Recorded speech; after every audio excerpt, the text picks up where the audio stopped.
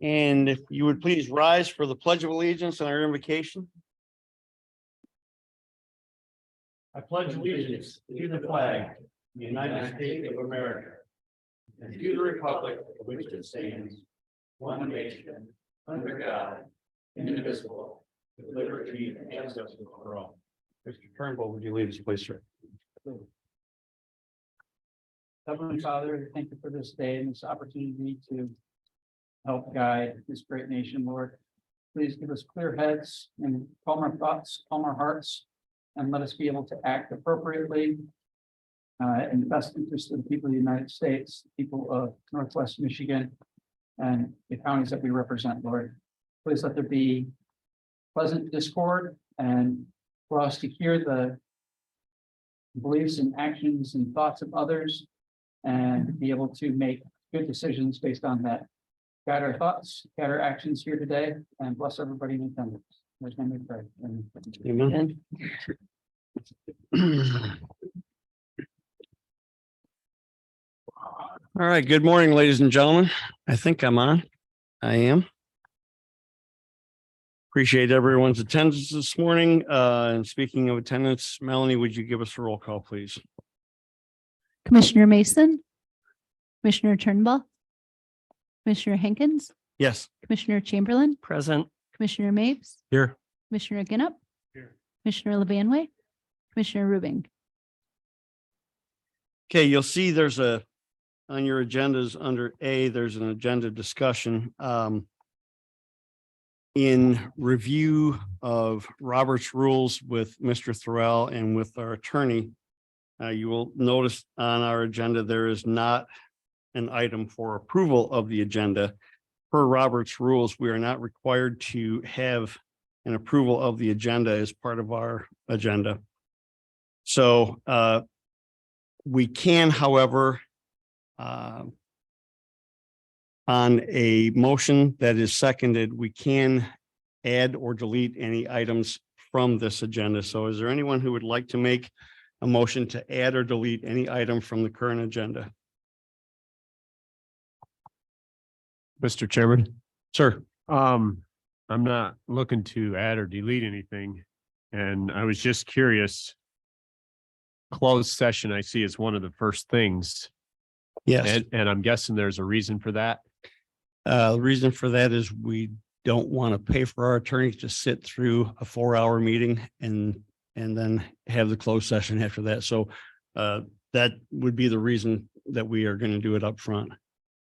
Yeah, I just know in the past couple of years, we've tried to schedule it later on because otherwise we've got all these people who are here who sit here for an hour and a half while we're in closed session, or they go home and they don't hear the rest of the things that we're going to discuss on our agenda, which is probably why they came here in the first place. Understood. At $2.50 an hour, we were trying to be as fiscally responsible as we could be. So that's the only reason that the closed session is put up toward the front.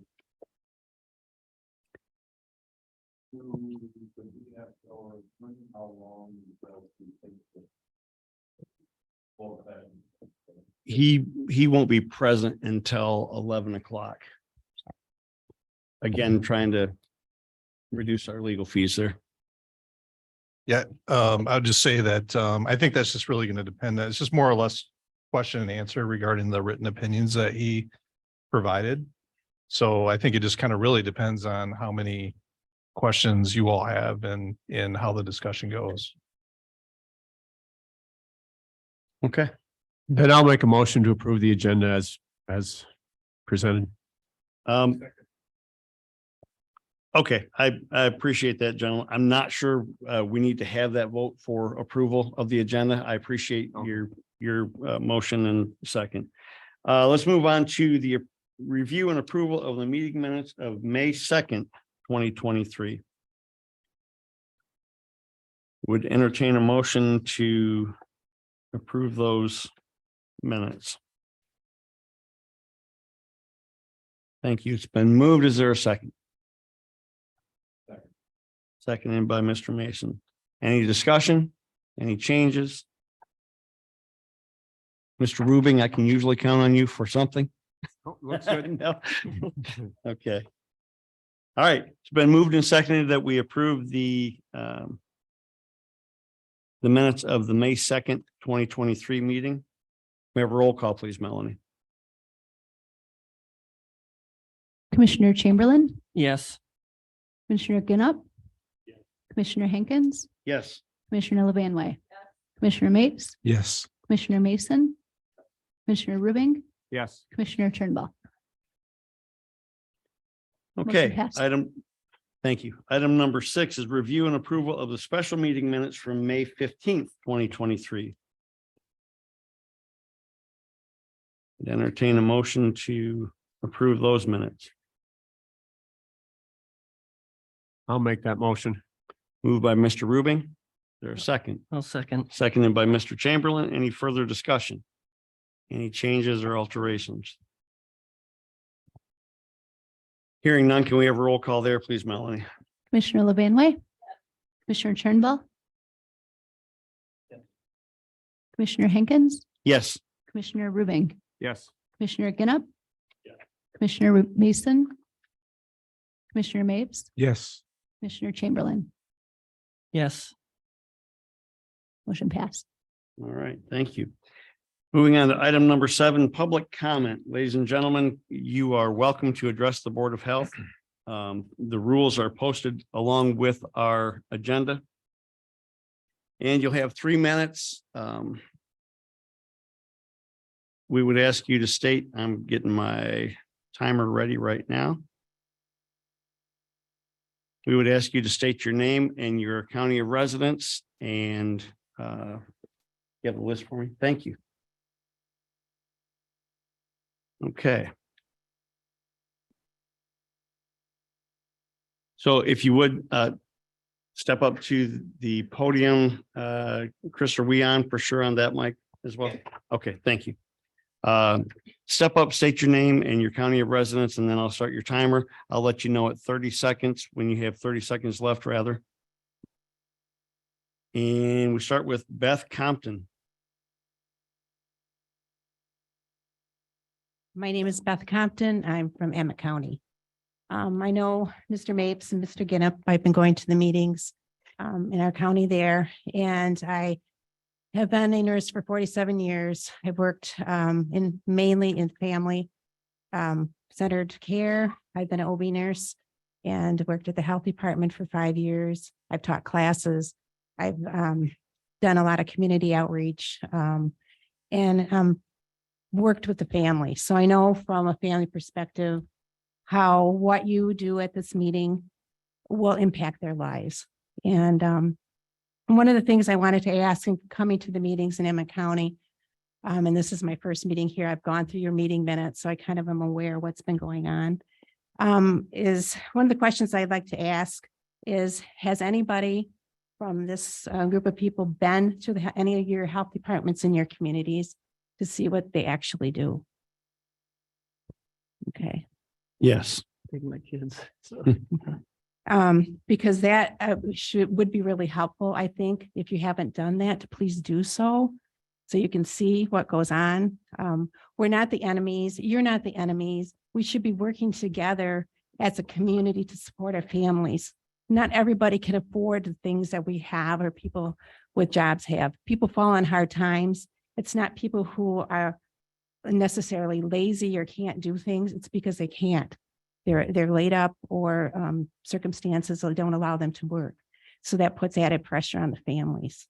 I've seen many good things happen with families who are given the opportunity just to have a helping hand. You know, they're not, most of them, again, aren't out to get whatever they can and not work. The other thing, I would like to recommend, if you already haven't done so, have you met with the members as a group from each of your communities, or have a big meeting with maybe a few representatives from the nurses in the health department, along with your people, to kind of have a discussion as, again, to be aware of what they do and how the grants impact, because my understanding is you're going to be going through the grants, the 40 grants. Is that correct? We typically, this is your opportunity to address the board, man. We're not going to respond to questions necessarily. Okay, Okay. but I'm just You putting do that have out there. 30 seconds left. Okay, so I guess what I would like to see is some intermingling with who we're working with. We all have the same goal, is to support our families to the best of our abilities. And I would like you to keep that foremost in your mind, if you would. Thank you. Thank you.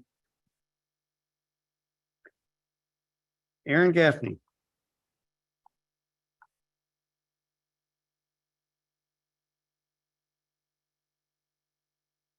Aaron Gaffney, Charlevoix resident here representing Ellsworth Community School, though. Wanted to speak at public comment at the May meeting, but obviously we didn't get there. So I'm here today. Health Department has been a fantastic partner for local schools, from things like dental screening, vision screenings, providing us with school nurses, mental health support, just, a fantastic partner that local school districts could not, do a lot of the things we do without. And I know that grants is back on your agenda today. The nutritional grant, obviously, that was on the May agenda is come and gone. I guess I would just ask that in the future, if there are grants that come up that have an impact on schools, my suggestion to each of you would be to reach out to the schools in the districts that you represent and ask them their opinion on that grant. I know that you have listed as your public comment guidelines, or, ways to get in touch with you, that obviously this is one way we can do it, through public comment, through comment cards. And then you also have listed on there that you can contact your commissioner. So I've, in the last month, left multiple voicemails and emails for Commissioner Rubing, asking for a chance to speak with him on grant opportunities and things like that. And all of those have gone unreturned. So just pointing that out to you, Commissioner. So, basically just reach out to us. The nutritional grant would have been something that would have been very, very welcomed in local school districts. Especially small school districts like what I represent. We don't always have the resources that a Petoskey or a Boyne City has. And so we could never provide our own school nurse without the help from the health department, which is grant funded. We could never provide the mental health supports that we provide our students without support from the health department, which is grant funded. We can't do things like 10 cent a meal and kids in the kitchen and things like that, mainly because I don't have the expertise or the personnel for the mountain of paperwork that goes along with it. And so when someone from the health department reaches out and says, hey, we'd like to help you implement these programs for your kids, we'll take all the help we can get all the time. So You have 30 seconds left. yeah, I'm good. So Okay. thanks. Thank you. Amy Correll.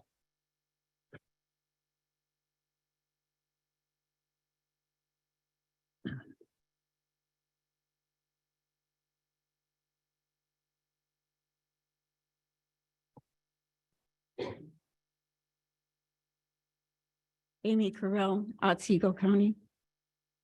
I came today mostly wanting to speak to the fact that you don't have meetings somewhere else, but I see you have your Zoom up finally. We do spend a lot of gas money coming over here. I find that inconvenient. I think it's better to see people face to face rather than on Zoom. You don't get the same feeling. You don't get the feeling in the room. Don't get the feeling from the people that are sitting here. I come from a generation that went through the Depression. And I didn't personally go through it. My parents did. And I heard all my relatives talk about the Depression and how difficult it was to get food, let alone have enough to eat. My father talked about eating cornmeal in 2 different ways over the seasons. My mother's father was a school superintendent and school teacher. They shared. They went to the farmer and they got food. The Depression was an artificially created Depression. There was food available, it just wasn't available to people to get it. They couldn't go any distance. They didn't have the means, they didn't have the gas money, they didn't have the vehicles to get to where the food was. When you talk about government interference, I've been on 2 boards of people that came together to provide food for local residents. One was a church, and it was in a church basement. And there were people in the community that didn't think the church should be the one distributing the food. There was no fresh food available. Sometimes we had baked goods, but mostly it was canned goods. And NEMSCA thought it wasn't a good idea, so they went in competition with it. They started another food pantry at the other end of the county. I was also on one where the church tried to put it out in a box, canned goods, fresh fruits and vegetables from farms locally. That one got stopped. Government has interfered with people trying to feed other people. I do not agree with government taking over feeding of other 30 people seconds. because people can do it themselves. You don't need government interference.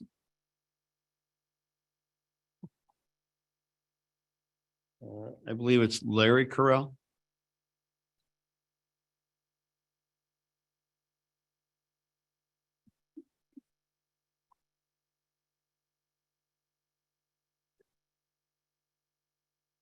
Larry Correll, Otsego County. I too want to speak to how you have your meetings. This is a great facility, but you get a good buy-in from the local people. It would be helpful if you could get a buy-in from some of the other counties as easy. So once in a while, you might want to consider meeting someplace else and seeing if you get more of those county people to show up. But I encourage you. Thank you.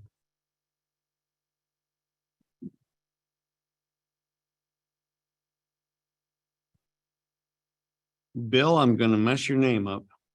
Fleder, I believe. It could, yes, sir. I'm sorry. I apologize. Guess I can't write. No, that's okay. It's probably my reading. My name is Bill Fleck. I've been a lifelong resident of Michigan, and my wife and I moved up here 20 years ago in retirement. I'm here basically to be physically present to show my support for our local community health department. I think they're doing a fine job. And since I have a little time, I'll tell you a story. We were in Scotland touring. My father was born there. I wanted to see where he was born and raised. And we were taken to a sheep farm.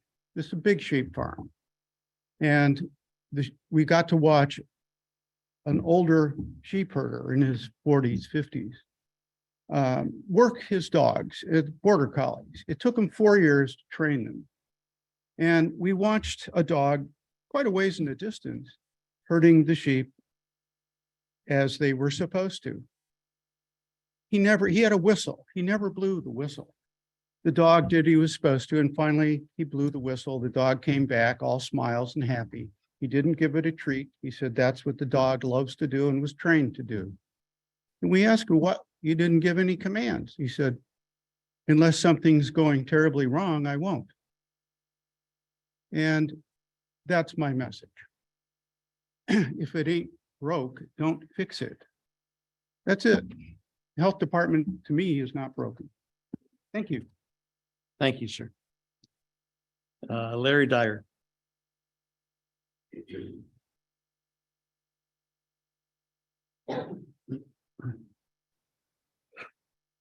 Morning, I'm Larry Dyer, a resident of Emmett County.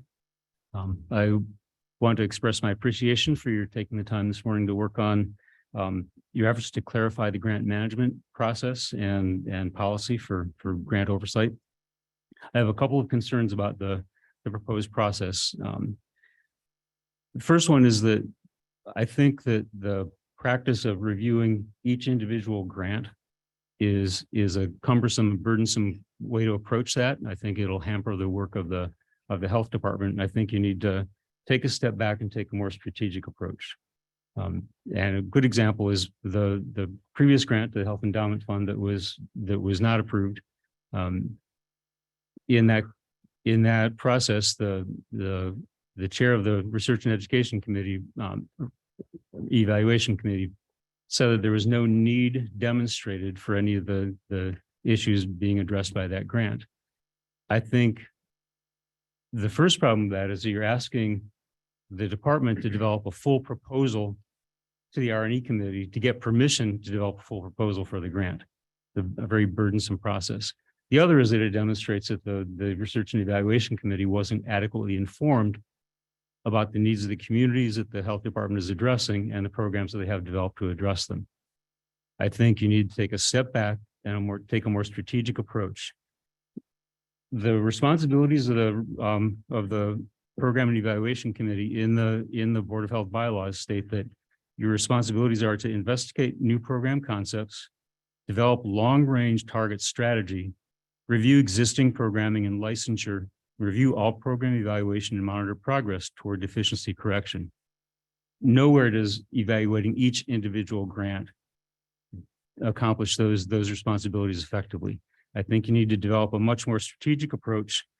In the proposed grant management policy, step number 1 is that the grant opportunities are reviewed by the division director and health officer or deputy health officer to ensure the grant fits within the department's vision, mission, and or strategic plan. I think the R&E committee needs to be involved more at that level or before, to be looking at the big picture, to be looking at direction, and then you'll be more adequately informed to be able to evaluate the programs as they come up. So I 30 think you need to seconds, take sir. a more strategic approach. And fundamentally, below all that, it needs to be approached with a level of trust and respect for the work that people do. I think by taking more time to understand the program, the overall program, and the needs being addressed by them, I think you'll develop that level of trust and respect for the work the health department is doing. Thank you. Thank you, sir. John Sportout.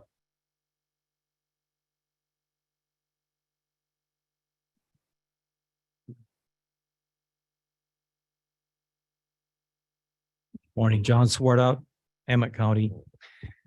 Last month I ended with Leonard Cohen. There is a crack in everything. That's how the light gets in. That's how the light gets in. Or shall we say that's how the truth slips out. Truth is not easy to find these days, but if you look, pieces of it can be found in spite of government censorship, corporate censorship, narrative peddling, coercion, cancellation, shadow banning, and fake news. But it takes effort. Sometimes you have to triangulate. If you read the New York Times and listen to NPR and think that is sufficient to keep informed, I have bad news for you.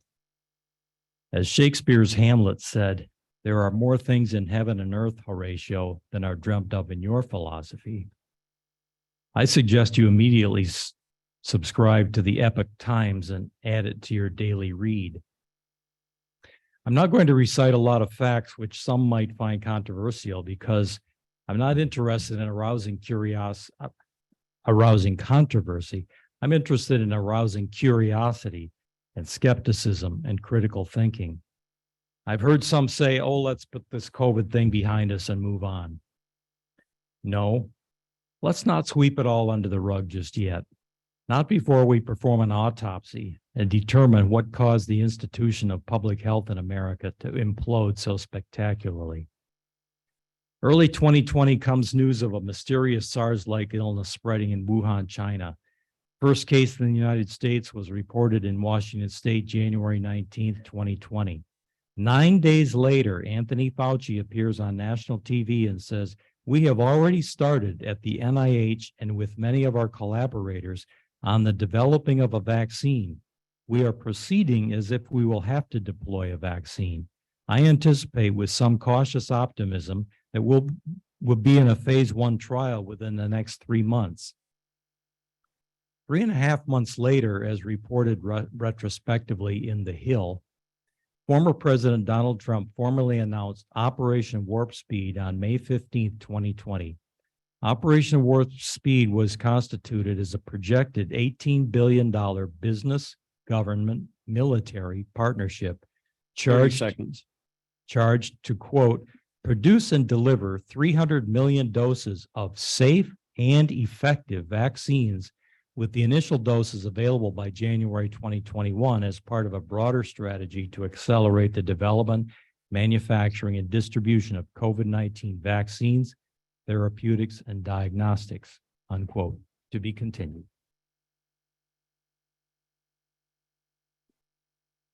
Perry Hodgson. Thank you. Richard Spring.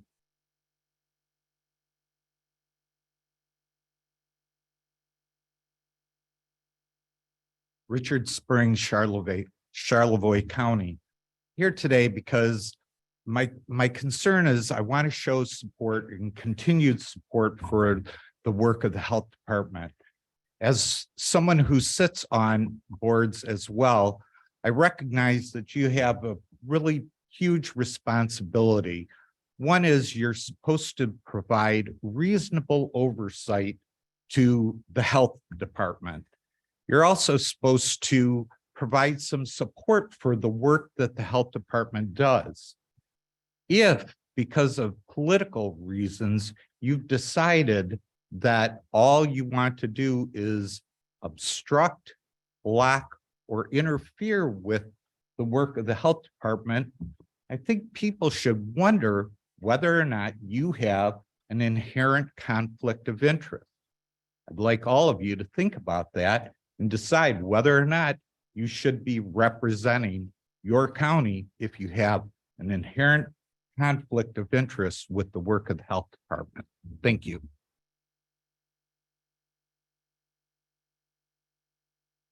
Joe Murphy.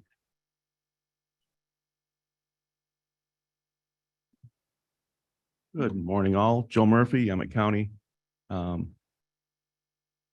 With the amount of talk there's been, especially from the gentleman from Otsego, of getting rid of grants that have already been accepted and are being used.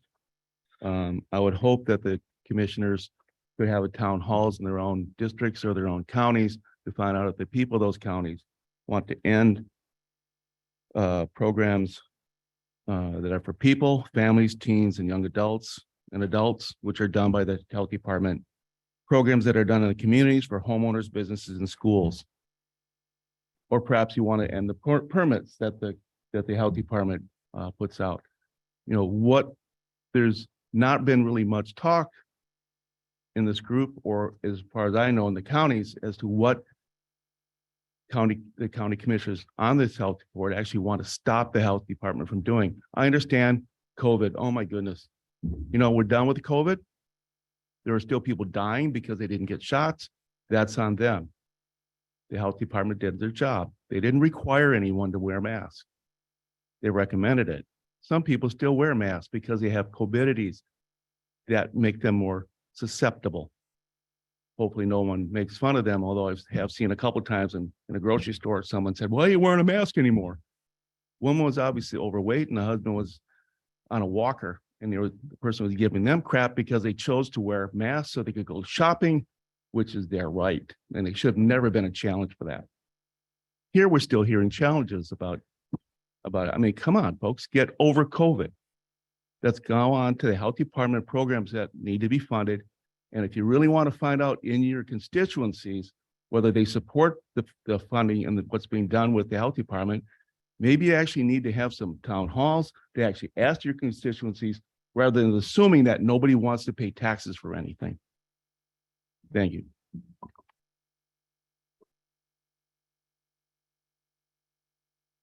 Sally Foley.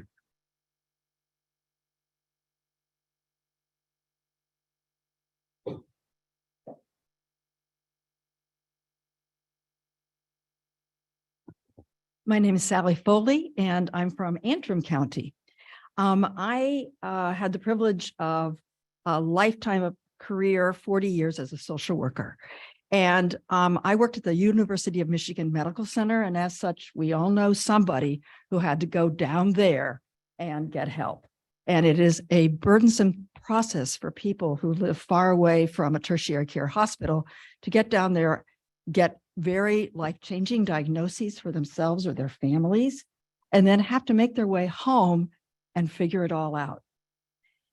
My job was not as a nurse or a doctor. I have enormous respect for them, but I don't know how to do their jobs. I was a social worker, and my job was to sit down with you or you or you and find out what were your supports at home and how were you going to get through this now that you had a child diagnosed with a brain tumor, or that you yourself were going to have to be coming down to the university for a rare treatment. My job was to hook you up to resources in your area, to people you could talk to. And a lot of my job was done before the internet, so it's a lot easier to find some of those now. But over and over, my entire career, it was the public health department, the local public health department.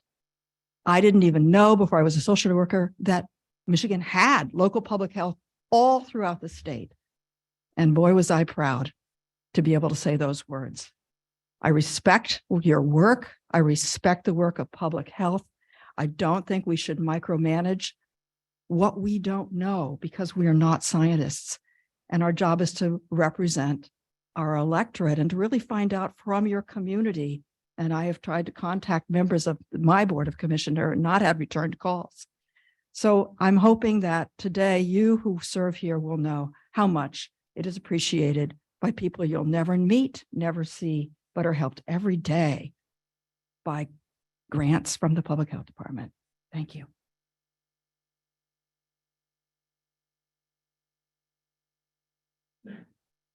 Leslie Nelson.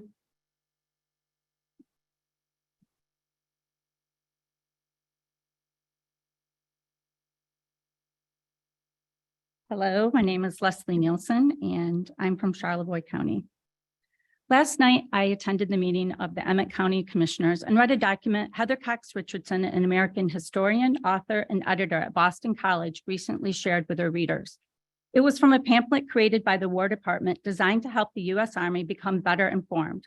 It was published in March of 1945 entitled Fascism and seems extremely relevant to the current situation going on in this country and at meetings such as the one last night and today. I will not read the document in its entirety as I did last night, but here are the parts of the document that struck me as being very important. Fascism, the US government document explained, is governing by the few and for the few. The objective is seizure and control of the economic, political, social, and cultural life of the state. The people run democratic governments, but fascist governments run the people. The basic principles of democracy stand in the way of their desires, hence, democracy must go. Anyone who's not a member of their inner gang has to do what he's told. They permit no civil liberties, no equality before the law. Fascists make their own rules and change them when they choose. They maintain themselves in power by use of force combined with propaganda based on primitive ideas of blood and race, by skillful manipulation of fear and hate, and by the false promise of security. Fascists understand that the fundamental principle of democracy, faith in the common sense of the common people, is the direct opposite of the fascist principle of rule by the elite few. The War Department thought it was important for Americans to understand the tactics fascists would use to take power in the United States. They would try to gain power under the guise of super patriotism and super Americanism, and they would use three techniques. First, they would pit religious, racial, and economic groups against one another and break down national unity. Second, they would deny any need for the international cooperation because that would fly in the face of their insistence that their supporters were better than everyone else. Third, fascists would insist that the world has but two choices, either fascism or communism, and they label as communists everyone who refuses to support them. It is vitally important to learn to spot native fascists, the government said, even though they adopt names and slogans with popular appeal, drape themselves with the American flag, and attempt to carry out their programs in the name of the democracy they are trying to destroy. 30 seconds. The only way to stop the rise of fascism in the United States, the document said, is by making our democracy work and by actively cooperating to preserve the world, peace, and security. By dividing people, it weakens democracy. By getting men to hate rather than think, it prevents them from seeking the real cause and a democratic solution to the problem. Fascism thrives on indifference and ignorance, it warned. Freedom requires being alert and on guard against the infringement, not only of our own freedom, but the freedom of every American. That's 3 minutes.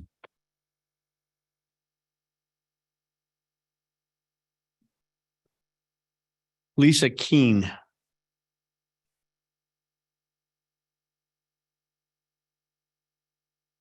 Hi, I'm Lisa Keen. I'm from Emmett County. I'm a teacher. I was here for the May meeting where I spent hours till midnight doing sub plans. Any teachers out there know I'm not exaggerating. And I was so annoyed not to get to share comments about the grant proposal that's done and gone. Prior to that, I did my homework. I watched several meetings. I reached out to people. Jairus, never heard from you. Dawn, thank you, because you did respond. I appreciate that.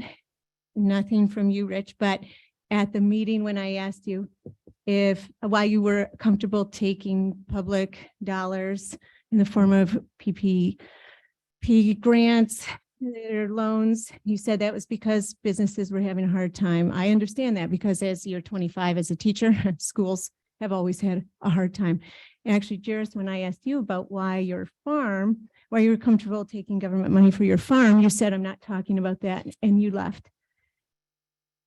Don, I called to thank you and I tried to talk to you. You had requested when we were talking at the county commissioners meeting, when you were all talking and you said, yeah, I would love to know what my role is on the Board of Health as a commissioner. And then last night there was something proposed, which you argued to. I found that odd because that was to me a great understanding of what you need to do. Josh, thank you. You responded, you had a great thing on Facebook. Thank you for getting out in the field and doing work to see how things were.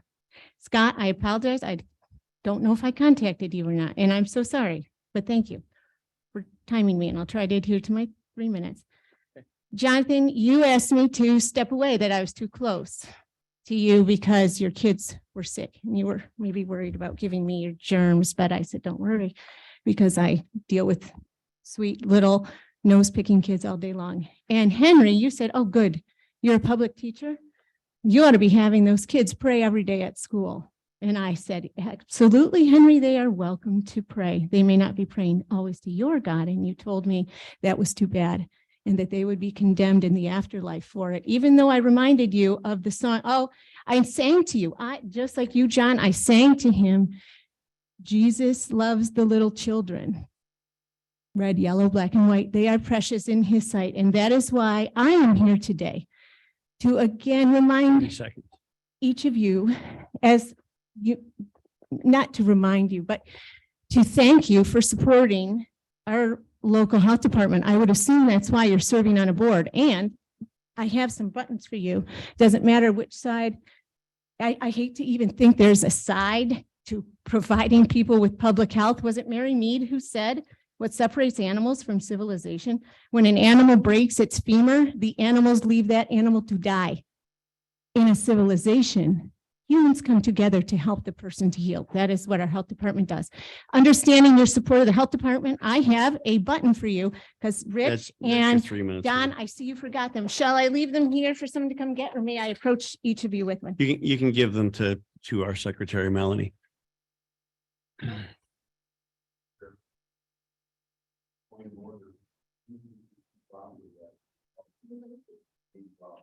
Sure.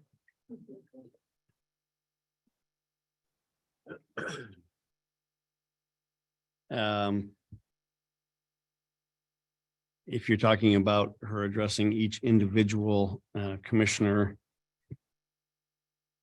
I think in our rules, it does request that people address their comments to the board or to the chair, not individuals.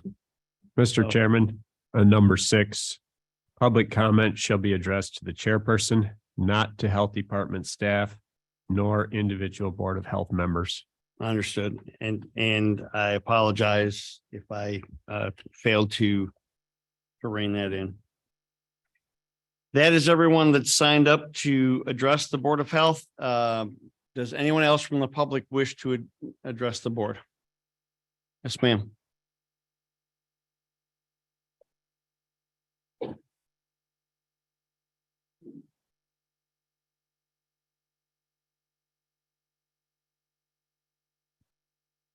Thank you. Can you hear me? Yes. I'm Mary Moore, taxpayer in Emmett County. I have a couple of topics. The first is the grant policy procedure that's on your agenda today. I just want to give you my thoughts about that. The terminology in that grant policy document is new to me anyway, and it didn't comport with previous discussions that we've had here about statutory and non-statutory grants. It uses terms like value added grant and core grant and new program.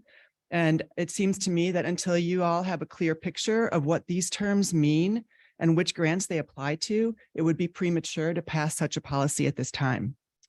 The second thing I want to do is something that's already been done a little bit, which is report to you about the Emmett County meeting last night, because a lot of the Board of Health discussion took up a lot of air in the room. I just had a few takeaways for you that I thought you might be interested in. The first is there were a number of what I would consider personal attacks on Rich Ginnup. He was termed a fascist, a threat to democracy, unethical, and hateful. As you know, none of this is true, and I hope that you don't permit such personal slander and attacks to continue here in this forum. My second takeaway was that, interestingly, somebody got up and questioned the general goodness of public health. We're all asked to support public health, and I too support public health. I think there are a lot of good things that it does. But this young lady got up and said, hey, look, life expectancy has declined over the past 10 years, even as public health expenditures have risen. Why is that? So I just want to say that struck a chord with me. It's true. And those of you who come to this board as respectful skeptics instead of total cheerleaders are needed. And you have a good cause to have that respectfully skeptical attitude, and please continue. Last, the mission statement of this board was discussed at the Emmett County meeting last night, and specifically the term health equity was raised. And what does that really mean? And I would just recommend to this board that maybe that ought to be explored before you are all committing to advancing health equity. Explore really what the meaning of that term is. I will tell you, I've spent over an hour and a half on that, starting with the CDC definition, which a young lady was kind enough to read last night. And clicking on all the links and the footnotes to that took me an hour and a half, and I collected about 30 documents. So a succinct definition would be really good to have. I want to just leave you with something I said at the meeting last night, and that's this. Nothing the Board of Health has done so far endangers the department's existence, its existing services, or its mission as set forth in the health code. Please don't be propagandized by all of the emotional appeals. Thank you so much for your time and service. I know it's hard. Thank you. Would anyone else like to address the Board of Health? Yes, ma'am.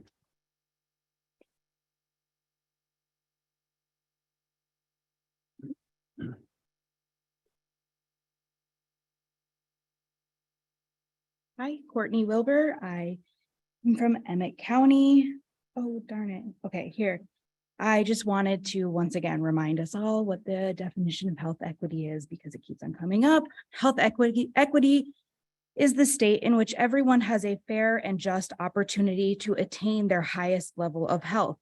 Achieving this requires focused and ongoing societal efforts to address historical and contemporary injustices, overcome economic, social, and other obstacles to health and healthcare, and eliminate preventable health disparities. That is the definition of health equity. Thank you.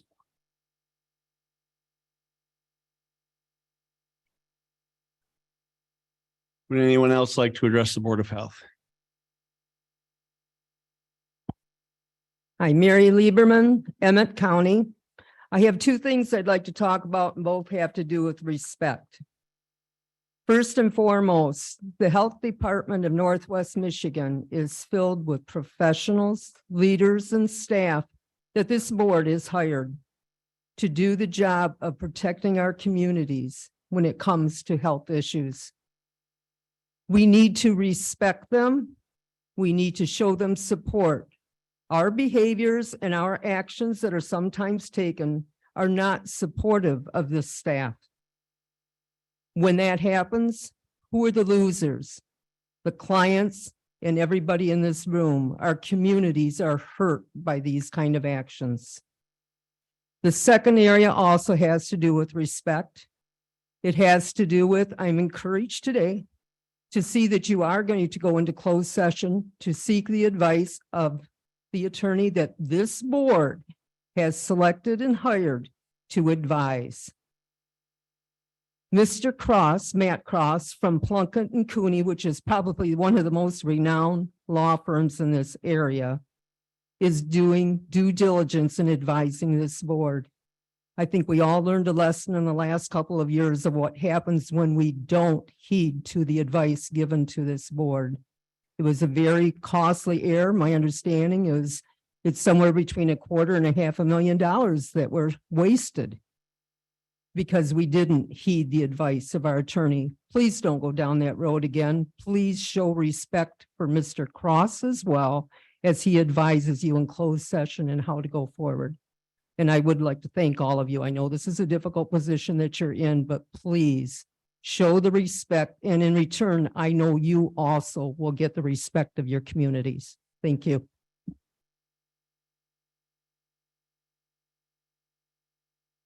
Would anyone else like to address the Board of Health?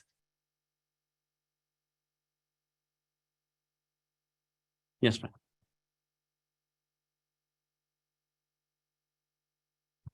Good morning. My name is Elizabeth White. I served on the Emmett County Commission from 2016 to 2018.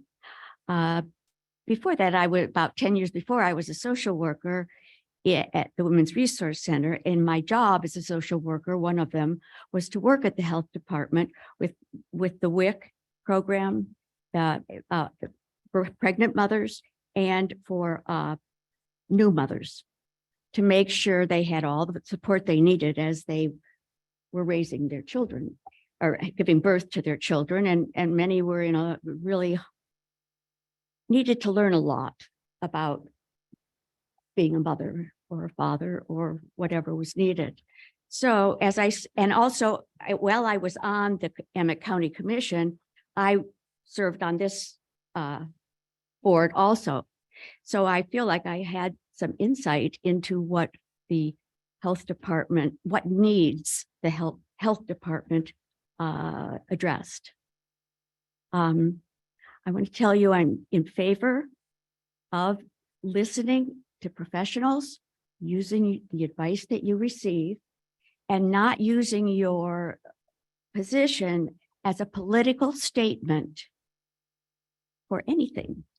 You have a job to do, and that is to find out more about the health department. People's teeth get filled because new mothers who have rotten teeth pass on cavities to their babies and other infections.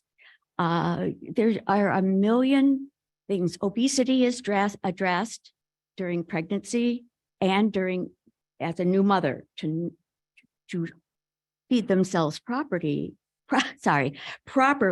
so that they do not so they give their babies a chance to be strong and healthy. My point is that I have a unique role of having sat on this and getting to know the people on staff, and some of them are PhDs, master's degrees in public health. And I suggest you listen to them. Thank you. Would anyone else like to address the Board of Health?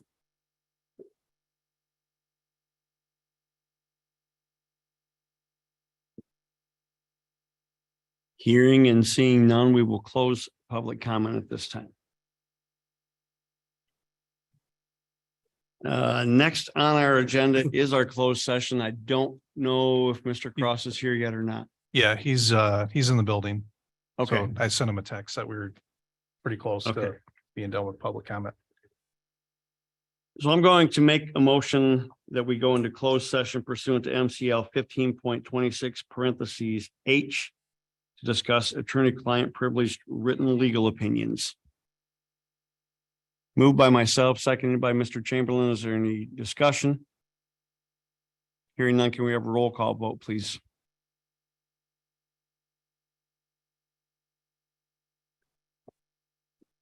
Commissioner Hankins, Yes. Commissioner Mason, Commissioner Lemanway, Commissioner Chamberlain, Commissioner Turnbull, Commissioner Ginup, Commissioner Rubing, Yes. Commissioner Mapes. Yes. Motion passed. Okay, so at 10:51 a.m., ladies and gentlemen, we're going into closed session. I assume we're going to the little room next door here, Dan?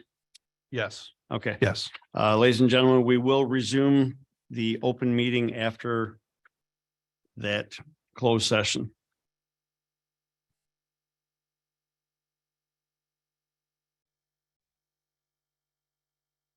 To open session. Appreciate your patience, ladies and gentlemen. Next item up is item number 9, staff reports. Mr. Thorell.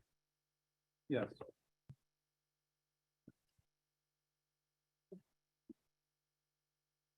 There you go. There we go. Okay. Oop. Thank you. Okay, yeah, in my report, since there's been a lot of talk about grants, and I just wanted to kind of specify our process and priorities. So, you know, we monitor grants, they're available, they're out there in the arena as far as nonprofits and public entities to go after, and you know, with health departments, it's no different. And really, you know, we need to be selective because grants are a lot of work, and we have to be mindful about you know, how that work's going to get done. And it kind of starts with, you know, we're looking at the amount of matching funds that are required, because it could be, you know, there's a grant opportunity, but you need to match it 50%, 25%. I mean, we really like the ones where there's zero match, but the timeline is also a factor, the deliverables, you know, what is the goal of the grant, and what is required as far as like reporting back to the funder.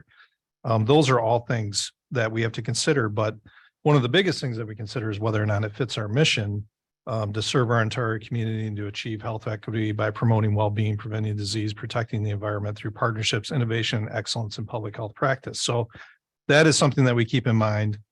And then we also look at our broad mandate from the Public Health Code under section 2433, which is really the powers and duties section for local health departments. And that really, you know, it says that we have to endeavor to, you know, prevent disease, prolong life, and deal with health issues, especially for vulnerable populations. So when we're looking at grant opportunities, those are the things that we're really kind of keyed into is as far as, you know, what we should be going after. And I just wanted to state that, you know, another important aspect of grants here in Northwest Michigan, and, you know, which we're 70% rural.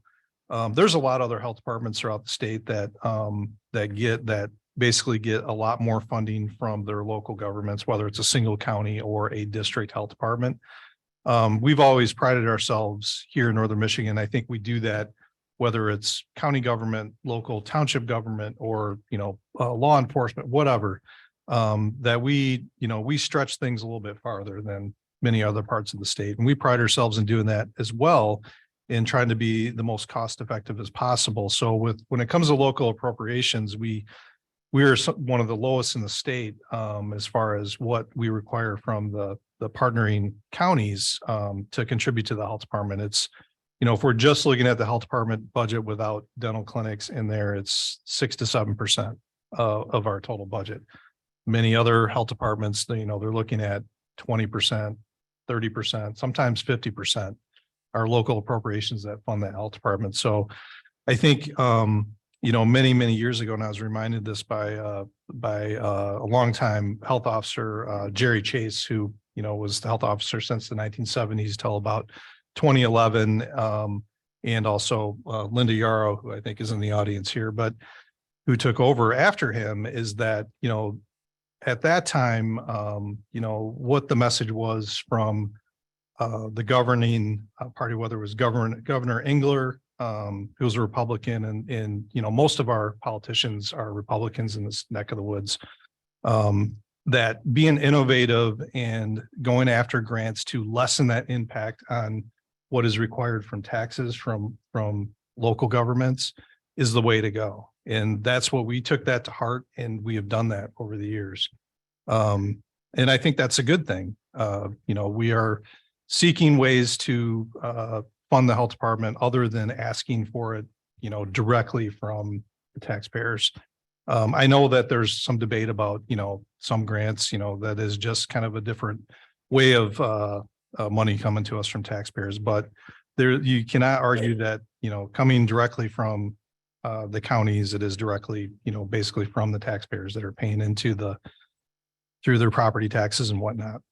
So I just wanted to, you know, talk about that. And really quick, I know, you know, this is a long meeting and we have a lot of business on our plate here. So I'll go through these pretty quick, but you know, basically, I wanted to report on our Day at the Capitol event, which was April 11th, where we met with representatives down in Lansing, got to visit their offices. We met with Representative Neil Frisky, Senator John DeMoose, Senator Michelle Hoytinga.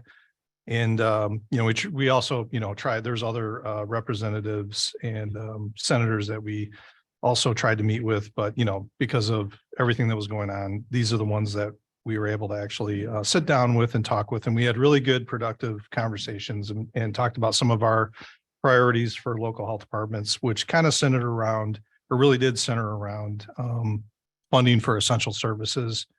You know, you've probably heard me talk about this before, but the Public Health Code, when it was established in 1978, you know, basically incrementally over a few years said, you know, and by the 1980s, the state was supposed to fund local health departments 50%. And then, you know, the rest, the other 50%. So it was 50% cost sharing. So 50% local, 50% from the state. And we have not been in that situation since late 80s, early 90s. It has been less than that. So there are efforts, you know, to bring that up to where it should be.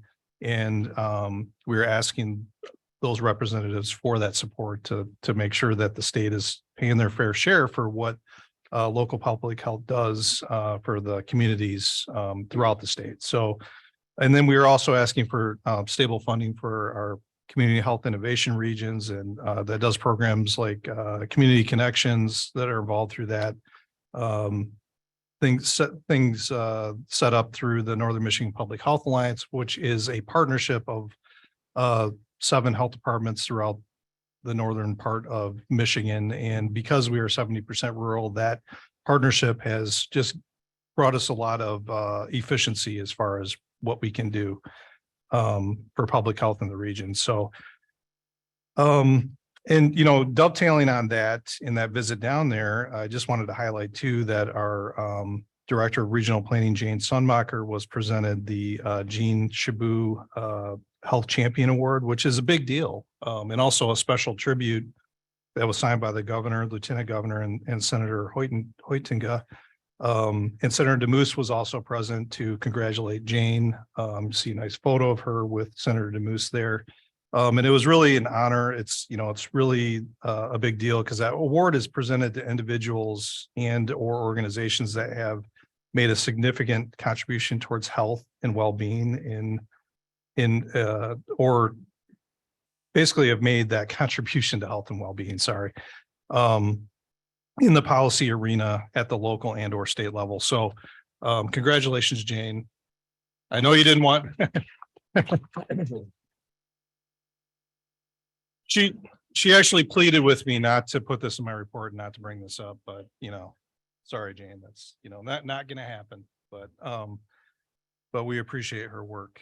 And also just want to let you know, we've been partnering with Versity Blood of Michigan and doing blood drives that are open to the community. And we've been doing them at our health department offices and just kind of tally up, you know, how many pints of blood that have been donated, which, you know, right now is impacting 342 lives. And, you know, once you get signed up into the system, I've donated blood. They are contacting me all the time saying, we need more, we need more. So I would encourage anybody here, our Board of Health, you know, next time we have one of those going on, please sign up and donate blood.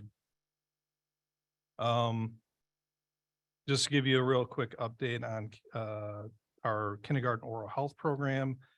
This is the time of year we have kindergarten roundups going on, and we are primarily in the month of May. I think we have one more to go, but we are performing at 36 of these county kindergarten roundups, the oral health assessment, which is basically looking at the kindergartners' teeth and determining whether or not they need to be referred to a dentist for more work to resolve issues, because that has been, you know, it's oral health problems are really a barrier to a lot of things and can cause way more health problems in other arenas, and also a barrier to learning for these young kids as they go and starting their careers in school. And I can give you, you know, now that this is wrapping up, I want to give you a more detailed report, and we will do that in the coming month or so to tell you exactly, you know, how many kids were referred, how many kids were looked at, what school districts, all that kind of stuff. So, and lastly, this one you may have some more questions about, but there's two bills, one in the Senate, one in the House, are virtually the same bill, but it's regarding a statewide septic system code, which this is not the first time that it's come up, but basically it's very similar to a bill that was introduced back in 2018, which would establish a statewide sanitary code. It would establish a uniform code that has minimum requirements, which is not something that, you know, local health departments really oppose as far as that goes, because in Northwest Michigan, we have a very robust sanitary code. We're one of the strongest in the state.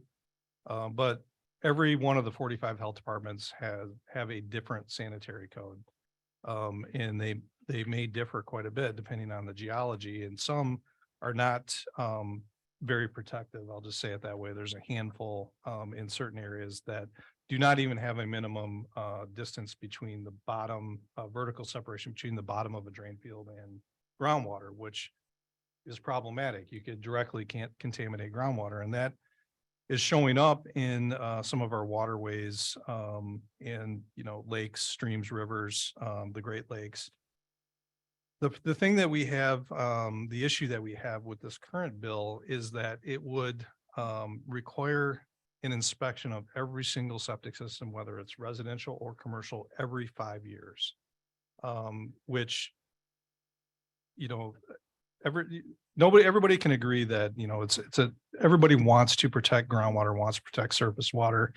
That is not the issue, but, you know, when you are going to mandate something that an inspection on a frequency for every single system in the state, and local health departments are charged to do that, basically the logistics behind that are very problematic.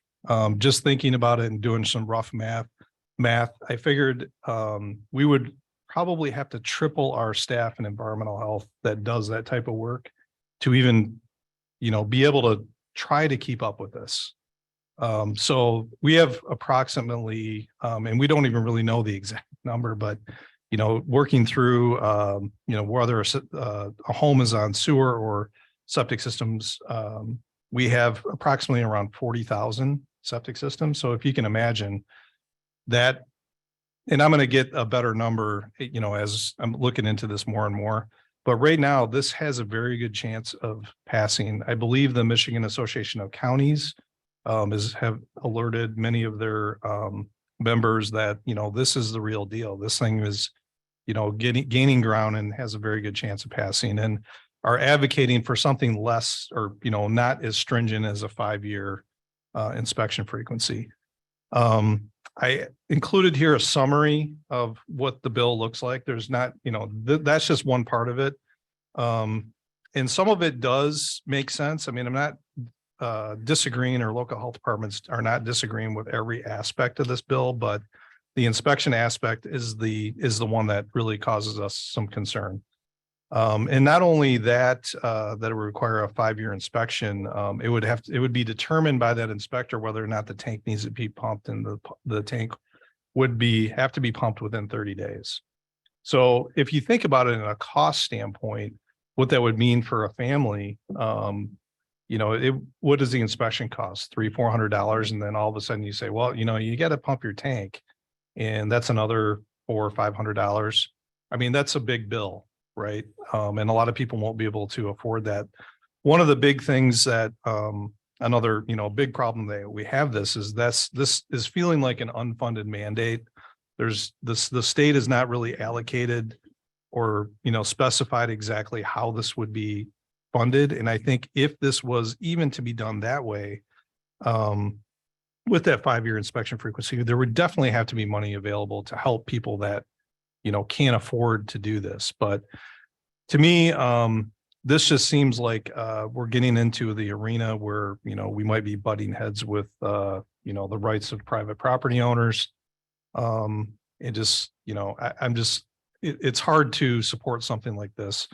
I attached also, the other thing that I attached here was the statewide onsite wastewater legislation, local public health core principles, which when I was part of MALIHA, we pulled these principles together saying, hey, if there is going to be a statewide code legislation, it should include all these things. And one of them was to maintain local control.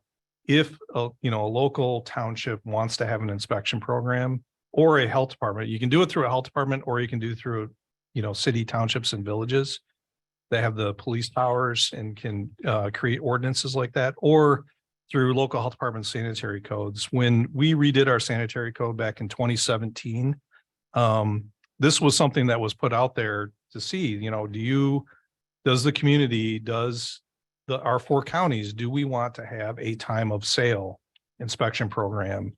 And there was some support for that, but ultimately not enough support, and we didn't do it. It's not in our sanitary code.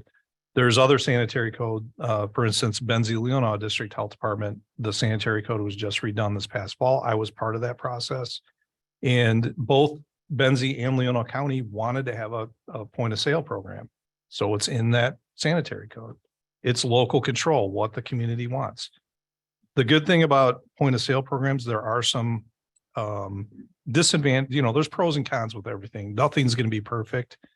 But the one good thing about that is it's at a time of sale when there's money on the table.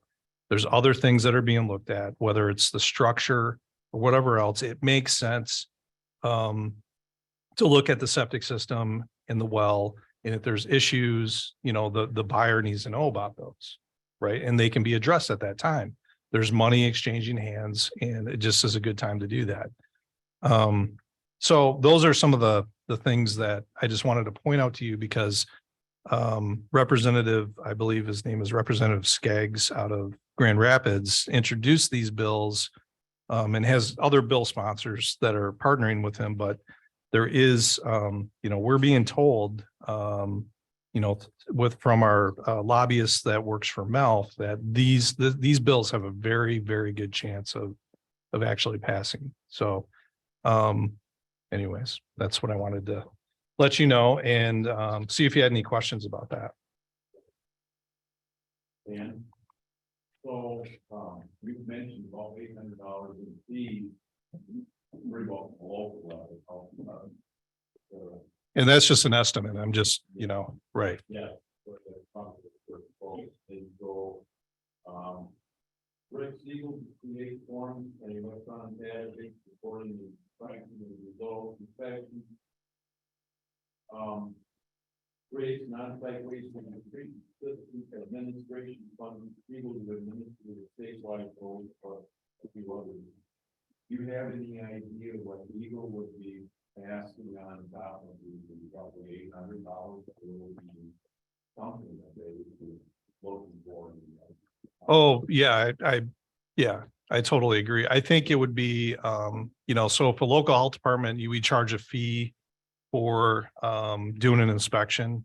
there'll be a portion of that that would go to the state. For sure. So it would be built into that fee. It'd be similar to like a food license. You know, the local health department has a fee for a food license, and part of that goes to the Michigan Department of Agriculture and Rural Development. So they, you know, they get money to administer their program there to oversee that whole process. It'd be similar, I think, you know, a similar process. I've never seen any of you spending money in the state. I've never seen people do anything for white community. Makes me wonder if you spending enough dollars to satisfy. I think you know, if this did pass, I mean, I think you know, there would be a lot of things they would be looking at, and you know, based on what the bill asks for, if it passed into law, and what they're required to do, like setting up a database and doing all that thing, whatever that might cost. I mean, I think that is going to be something that will be determined, you know, well after this is passed, you know, because we don't know those numbers yet.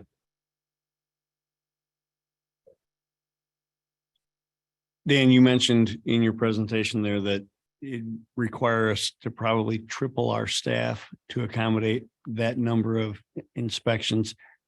How many bodies is that we would be required to add?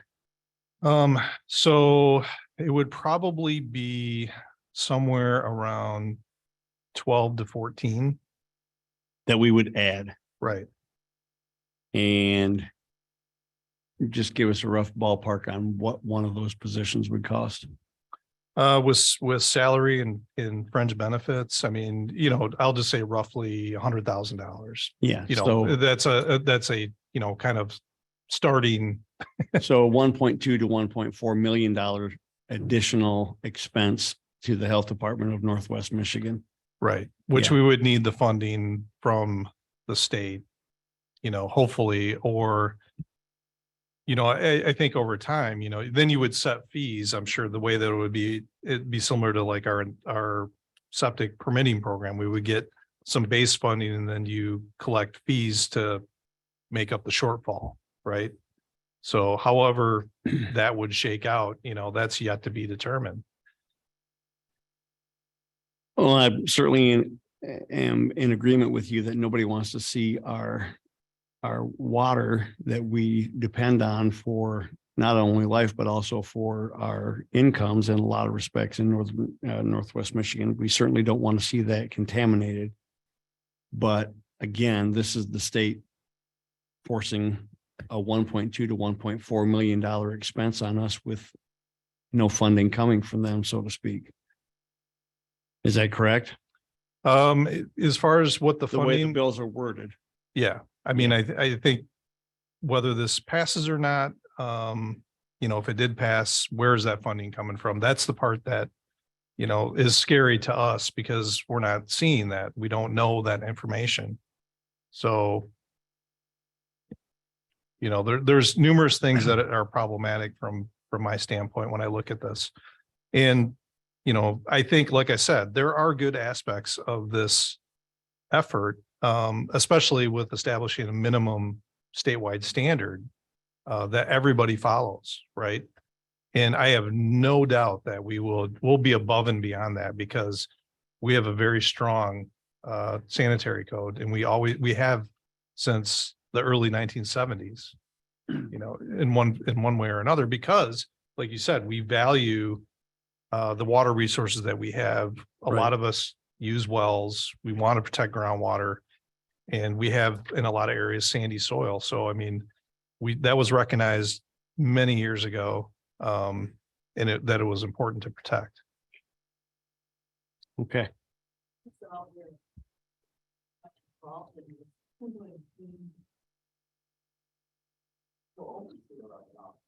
You know, some people complain.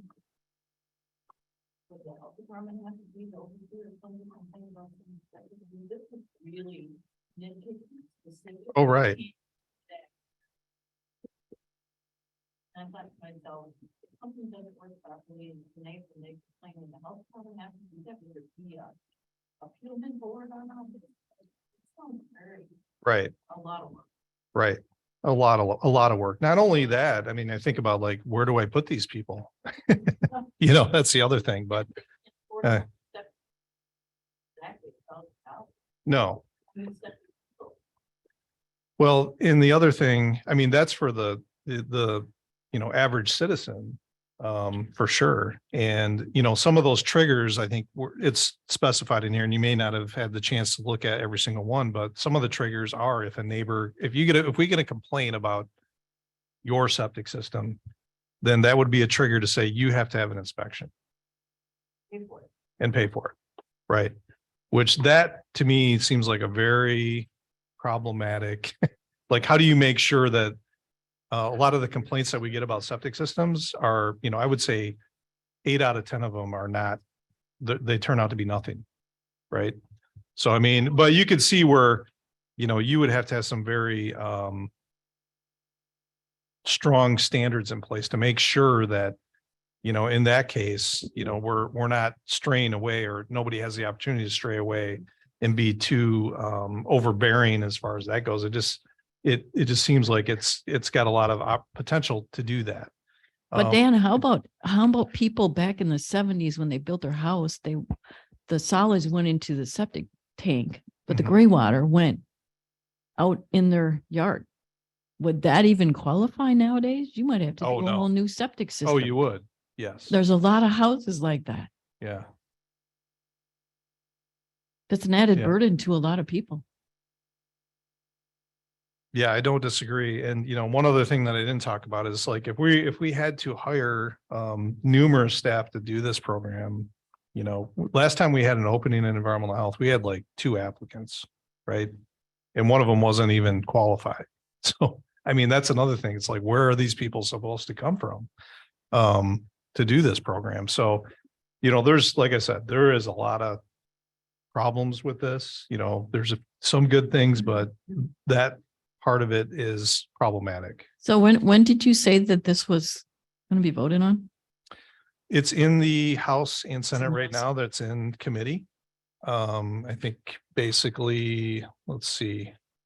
Yeah, there's the Committee on Energy and Environment, and then in the House is Committee on Natural Resources, Environment, Tourism, and Outdoor Recreation. But I guess I have a question for all of you, if you've heard anything from MAC about this. Okay. Yeah, I had my meeting yesterday with them for the Okay. ag and tourism, but we brought it up. And we all kind of agreed when a title change, we'd be okay with, when you're doing the property, we're Mhm. okay with that to check. I mean, it would have been great when I bought my house, because we found out we never had a legal easement on our drain field, so would have saved me a lot of money. Oh, yeah. Yeah. Well, and that seems like, I mean, if you're going to have an inspection program, like I said, I mean, we know that it works, and it's at a time when, you're expecting, you're buying a piece of property, you're expecting, you have these inspections, I mean, they didn't even think you could do this, and every 10 years it'd be a strain. Right. Right. I mean, we don't think in our, Maliha, which is the environmental health directors throughout the state, the organization, MELF, we're looking at this next week at our meeting next week. But they came out with a position on it that they're opposing this legislation based on that, recognizing that there's some good things. But the lack of local control and just having that frequency inspection, it's basically swiping at the problem with an axe instead of really kind of drilling down and, looking at the problem with more information and really dealing with the issues that are at hand that are really the issues, right? So, I mean, there's so many different ways that if you're going to do a program like this, that could be crafted differently, and less, have less of an impact, statewide on so many people. So, and like I said, recognizing that, we, in the business of public health, we want to protect public health and the environment. And, that goes without saying. It's just, how do we do that? Right. And this the logistics behind doing this, it just doesn't seem feasible. So when I look at it, and, you know, pretty much everybody else in the state in my position looking at it is thinking the same thing. Jairus, you were chomping at the bit to say something. Yeah, well, I was just, you kind of mentioned it already, but in Antrim County, we already have two local entities, Milton Township and the Village of Elk Rapids, who do point of sale inspections. And if this passes, they aren't allowed to do that anymore. That's true.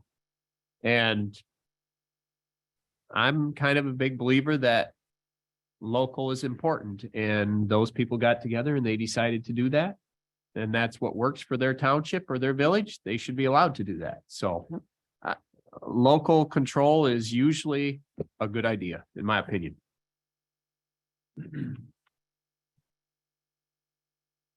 Okay.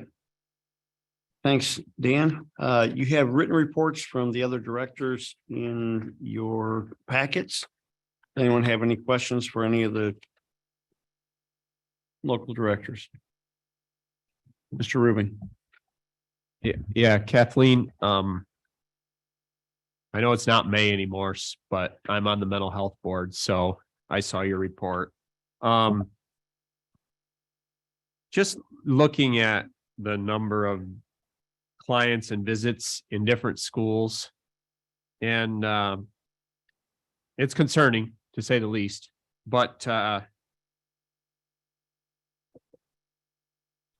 just pick a couple in Antrim County, say Elk Rapids or Central Lake. You mentioned in your report that it's your third paragraph down that 29 youth contemplated suicide.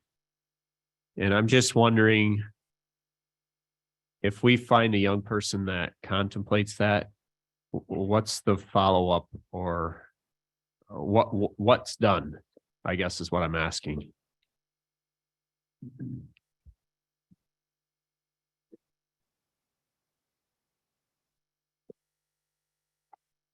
Is this on? Yeah. Y'all hear me? Okay. So it really depends on the situation. If it is somebody who is like has a plan ready to carry out, their parents are called, they're escorted sometimes by police to the hospital. It just depends on the severity. If it's somebody who's just like, you know, I'm sad and depressed and thinking about next steps, sometimes that therapy appointment is the appropriate next step. It really depends on the kiddo and where they're at. Yeah, I was just curious on the numbers in schools. Do parents know that their kids have visited a mental counselor, and are they aware of that? Normally, so the state of Michigan has a law that if you're 14 years or older, you can consent to services on your own without parents' knowledge. All of our providers work with the student in those instances to say, you know, what is the barrier? You know, why can't we talk to mom? Like, this is really important, or guardian, dad, whoever, to let them in. Because, you know, if you think about back when you were 13, 14, 15 years old, everything was a really big deal internally and you didn't want to share sometimes. So that's when they can work with the provider to acknowledge that and help them talk to their parents. Sometimes it's just a couple of sessions, and sometimes the provider will get on the phone with the child to call mom or dad or guardian to walk through the situation that they're in. So our providers do everything they can to make the home aware of their visits.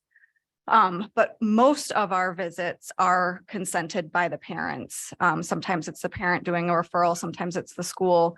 But there's a very high percentage of them that are the family's already involved in that appointment.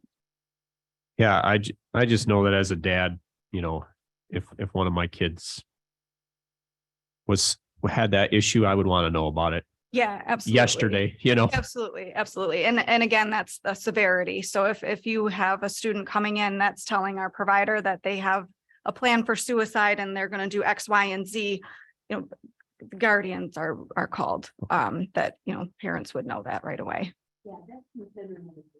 Yeah, that's, thank you, Holly. Thank you. Any other questions? Okay. Item number 10, committee reports, Personnel and Finance Committee first up. We have not had a meeting since the last meeting. Okay. Right. Program and Evaluation Committee. Or sorry, I got the committees mixed up. You did. Dawn, You did. sorry. That's right. So I Sorry. know you looked at me. I'm sorry. I did He look at looked you at and then me, I Jared thought- spoke, but Ms. Levanway. We had a meeting before here because the last meeting we approved of the bills. So we don't have bills in this packet. Okay. Because we approved of them in the special meeting, but we had a committee meeting this morning. And we looked at approving, I want to do the technician position first. I think that actually is under new business, Dawn. Oh, And we'll move down there. to oh, new so we want to business. do that then. Right. Oh, sorry. Okay. You're right. It's not under a committee. Okay. Unfinished business. Mr. Thorell. Right. Yeah, so you know, a lot has happened in the past couple of months and I put this on the agenda because we just need clarification from the board regarding our grant oversight. And this is part of the reason for having the closed session. We got a couple opinions by our attorney, which we went over in our closed session, but in having that at the beginning of the meeting to help drive this conversation later on. But from our standpoint, and from my standpoint and my staff standpoint, we need clarity from the board because there was just, has been a lot of uncertainty, good intentions, but, we just need clarity as far as like how we're moving forward in this process, as far as grants go and the oversight from the board, which will also drive our grant management policy going forward. I do have a draft policy in the board packet, but depending on that clarification, that could change. And I may have to bring that back to the next meeting or bring it to the Program and Evaluation Committee to look at. But that's basically the gist of it. And I think, we discussed needing a motion to make that clarification going forward based on, everything that has happened in the past and other motions. We need a fresh motion to basically clarify the process. Which I'm going to make. Thank you. I'm going to make a motion that the Program and Evaluation Committee has the authority to review potential future grants and make recommendation to the full Board of Health for approval or denial. I will second. It's been moved by myself, seconded by Mr. Ginnip. Is there any further discussion? Mr. Rubin. Yeah, I don't think it's part of privileged information, but the question that I had previously, and I probably spoke on it before, was when you have whether to have an open meeting or not. And if Dan makes a decision about whether to approve or not approve of a grant, or if he's in favor or not in favor, or one of your directors, that does not constitute a public body. So I just want to put that out there because I'd been asked about that at the last meeting and I didn't understand everything that was covered in the OMA, and I didn't understand that. I understand that Dan's not elected, so in that sense, he's not a public body, but does that make sense? Sure. Any other discussion? I want to make sure I understand this. So what you're saying is that the committee can look at grants. They have to approve or deny everyone? No. No. My motion is that the Program and Evaluation Committee have the authority to review potential future grants and make recommendation to the full Board of Health for approval or denial. So they can make a recommendation to the full board and we either approve or deny Correct. every grant. Potential future. Potential. What does that future mean? grants. That's my question. What does that mean? That means that potentially any grant that is brought to us from the committee, we would vote on. But if it's a grant that has been historically renewed for years, that committee may or may not make a recommendation to us. It could be something as simple as saying, yes, we've renewed this for the last 10 years and we want the Board of Health to either approve or deny continuation of that. So that really needs to be really specific in the process that we're going to be working on. That's up to the committee, and that's why we have this draft grant policy. And I don't think we should take any action on this grant policy at this point, except to acknowledge it and review it and Work on it. and yeah, So the only ones that will come to the full board are the new future grants. potential future grant. And that's decision by the director. That's the decision by the staff that brings it to the Okay. Program and Evaluation Committee. So it's their decision whether it goes to the committee. Depending on if it's new in the future. I think that's a policy decision that we haven't determined yet. Okay. Any further discussion?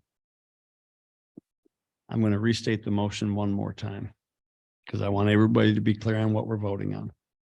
My motion is that the Program and Evaluation Committee has the authority to review potential future grants and make recommendation to the full Board of Health for approval or denial. That was seconded by Mr. Ginnep. The language is verbatim from the way it was initially stated because I wrote it down. By the way, that's why you all have a little notepad and a pen at your desk today, because we don't want to have any miscommunications in our motions. So But we're told that we could, if this doesn't work, we can amend this and change it. We're going to try this. yes. Okay. You can change anything. Okay. All right. Let's have a roll call, please, Mel. Commissioner Hankins, Yes. Commissioner Chamberlain, No. Commissioner Mapes, Yes. Commissioner Mason, Yes. Commissioner Lebanway, Yes. Commissioner Rubing, Yes. Commissioner Ginnep, Yes. Commissioner Turnbull. Yes. Motion passed. Thank you. Okay. Dan, you want to touch briefly on the grant management policy that you are proposing? Sure. Let me find it here. I think, well, I mean, basically, I think you said it well, is that we will need to take it back and tweak that policy.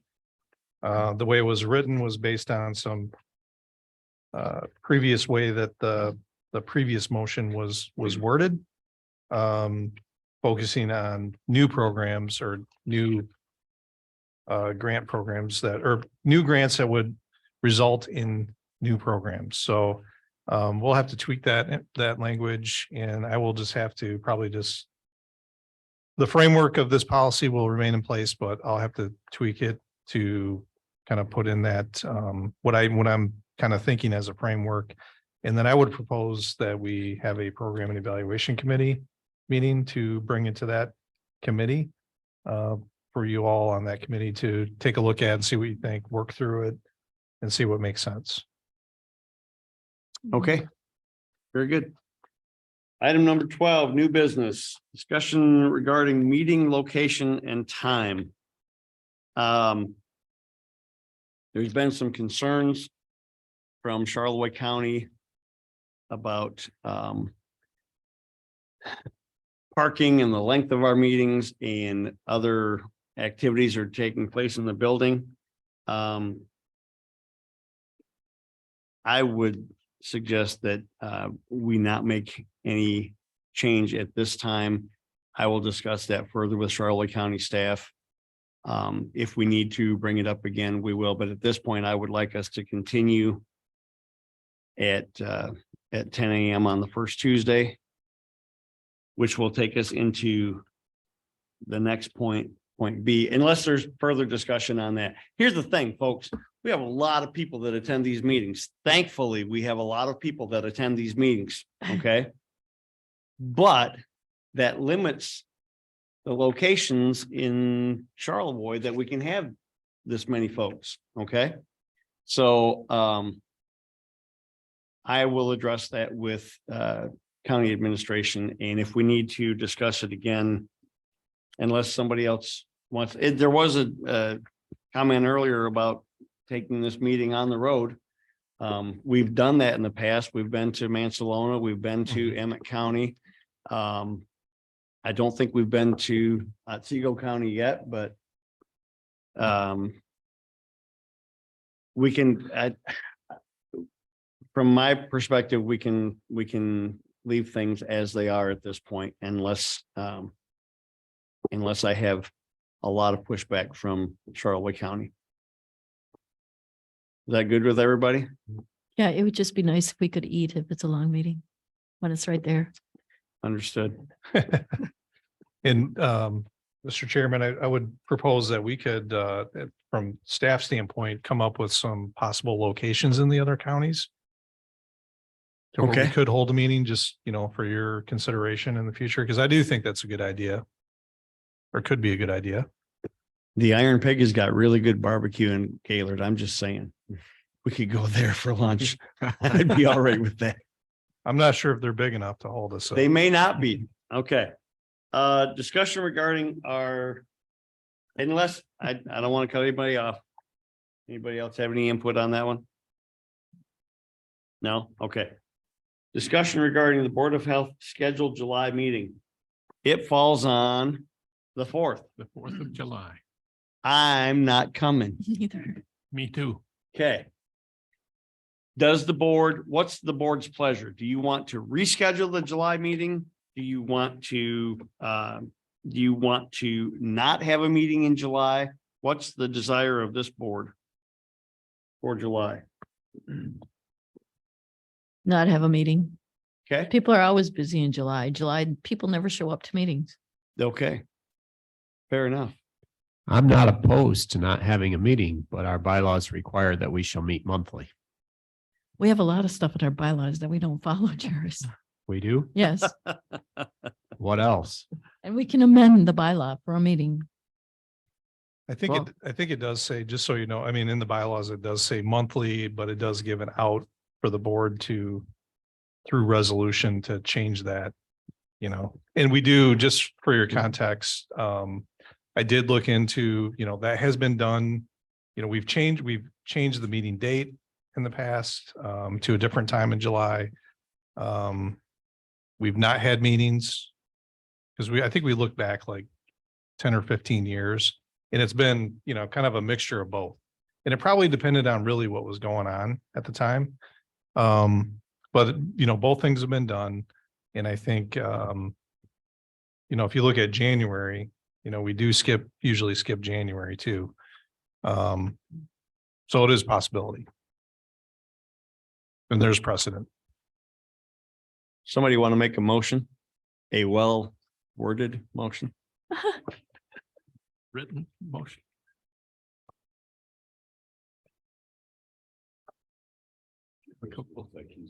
Jairus is writing away. They're both Okay. right. Yeah. Interesting.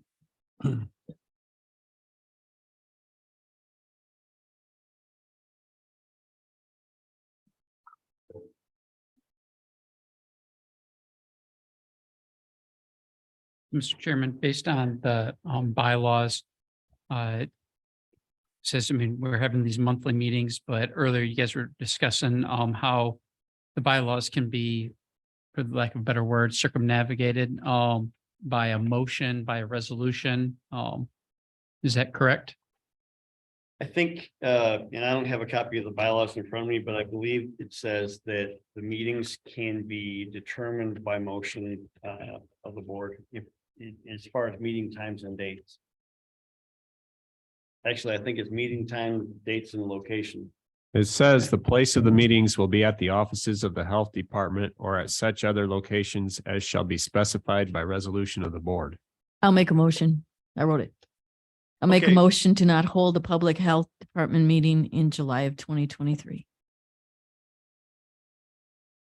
I'll support. It's been moved and supported. Is there further discussion? Hearing none, can we have a roll call, please, Mel? Commissioner Ginup, Yes.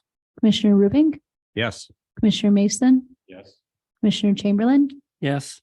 Commissioner Mapes, Yes. Commissioner Hinkins, Yes. Commissioner Turnbull, Yes. Commissioner LeBanway. Yes. Motion passed. All right, thank you. Now, item C under new business is an IT technician level 1 and 2 reclassification. Shannon. Now, okay. Yes, thank you. We have an entry-level IT position in our department that is currently vacant. It's been vacant since the fall. We have tried our hardest to get away with not filling it, but it is putting a burden on our staff, our IT staff, and we're finding that we do need it. Currently, the position is listed as a data management analyst 1. That's a salary grade 6 on our compensation schedule. The definition of a data management analyst 1 is very vague. And to be honest, if we are going to fill this position, we would like the job description to match the actual job. Currently, it does not. So we are going through and we're just updating an antiquated job description. And we'd like to create 2 positions as a true entry level position as an IT technician level 1 with a salary grade 5. And then the option to move up to an IT technician level 2 salary grade 6. So we started with a 6. We're going to create 2 positions, a 5 and a 6. And it's an opportunity for somebody to come into our organization as a true entry level. They prove themselves. They show that they've got the skills and the knowledge, and they can work their way up to that second classification. We are not looking to fill 2 positions. It would just be a single position. I want to be very clear about that. So it would just, it's a 2-step approach. We've used this approach in other areas of our organization.